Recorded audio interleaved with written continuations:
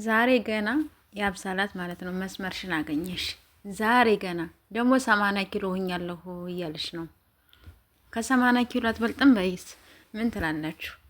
ምን ሀሳብ አላችሁ? እኔ ከ80 ኪሎ ትበልጣለች ብዬ ነው የማስበው። እሷ ግን 80 ኪሎ ነኝ እያለች እንደዚህ ሆና ውጥርጥር ብላ መጣለች። ለማንኛውም ይመችሽ ብያለሁኝ።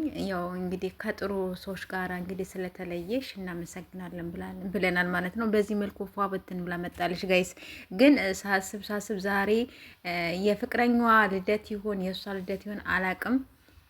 ከሆነ ሰው ጋር ብቻ ፖስት አድርጋለች ኢንስታግራም ላይ በሌሊቱ ማለት ነው። ጧት ፖስት አድርጋለች። ግን የያዘችው ፍቅረኛዋ ይሆን ምኗ ይሆን አላቅም።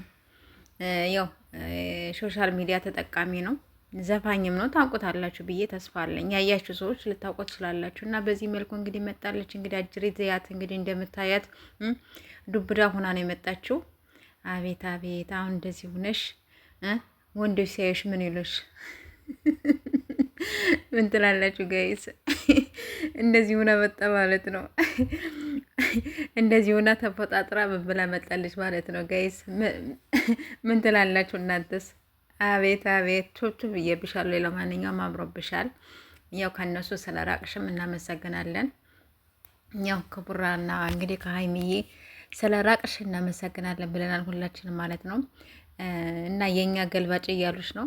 ይሁን ችግር የለውም። ገለበጥሽ ምንም አልሽም። ብቻ ግን ያው ከእነሱ ስለራቅሽ ያው እናመሰግናለን ለምንለው ሌላ ምን ይባላል? አሁንም ተመለሰሽ እንዳትመጭና ደግሞ ሌላ ጦስ ደግሞ ይዘሽብን እንዳትመጭ። እዩ እስካሁን ድረስ አልተፋታችም። ደግሞ አንቺ ደግሞ እንዳትመጭ አደራ አደራ። ቲክታክ ሰፈር ላይ ችግር የለውም። ብቻ ወደ ዩቱብ መንደር ግን የእነሱን እንትን ለጥፈሽ እንዳትመጭ። ያንቺ ኖርማል ነው። ያንቺን ቢሆን ተፈለሽ በራስሽ ቤት ሰርተሽ መፖሰት ትችያለሽ። ቪዲዮ ግን አደራ አደራ የእነሱን ለጥፈሽ ምን ብለሽ እንዳትመጭ።